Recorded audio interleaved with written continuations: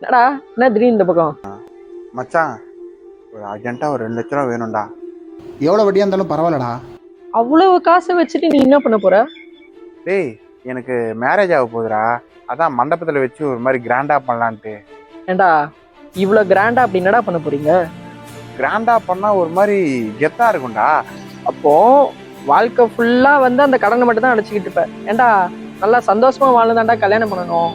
காலம் முழுக்க வட்டி கட்டியே வந்து சாவு போறியா? நான் சொல்கிறதுல ஒரு காரணம் இருக்குடா. சொசைட்டியில் நம்மள ஒரு ஒரு ஆளாக பார்ப்பாங்கடா. எனக்கும் கல்யாணம் ஆகுதுன்னு ஒரு கெத்தாக காமிக்கலாம்ல, அதுதான். வெபர், நீ ஒண்ணு இல்லாத போது இதே சொசைட்டி தான் வந்து உன் மூஞ்சில காரி துப்பும் ஒண்ணு இல்லைன்னு. பாத்துக்கோ, நம்ம வசதி என்னவோ அதுக்கேத்த மாதிரி கல்யாணம் பண்ணிட்டு வாழ்க்கை ஃபுல்லா அதை வச்சு ஏதோ பிசினஸ் பண்ணி பொழைச்சுக்கோங்கடா.